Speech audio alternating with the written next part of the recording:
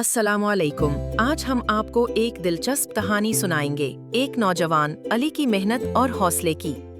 एक छोटे से गांव में एक नौजवान रहता था जिसका नाम अली था। अली पढ़ा लिखा और बहुत मेहनती नौजवान था। अली को मुजस्समा साजी का शौक था। वो रोज दरिया के किनारे जाता, पत्थर जमा करता और अपने फन के मुताबिक मुजस्समे बनाता। एक दिन अचानक सैलाब आया जिससे गांव को बहुत नुकसान पहुंचा। सैलाब के बाद लोग अपने घरों और गांव की सफाई करने लगे और दोबारा जिंदगी का आगाज किया।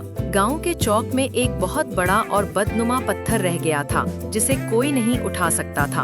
अली ने कहा, मैं इस पत्थर का अच्छा इस्तेमाल करूंगा। अली रोज औजार लेकर इस पत्थर पर काम करता, उसे तराशता और रात को कपड़े से ढांप देता। एक दिन अली ने गांव वालों को बुलाया और पत्थर से कपड़ा हटाया। नीचे एक खूबसूरत शेर का मुजस्समा था जो गांव की खूबसूरती बढ़ा रहा था।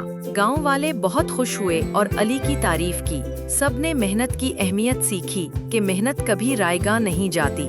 ये थी अली की कहानी। उम्मीद है आपको पसंद आई होगी। हमारी कहानी सुनने के लिए शुक्रिया। लाइक और सब्सक्राइब करना न भूलें।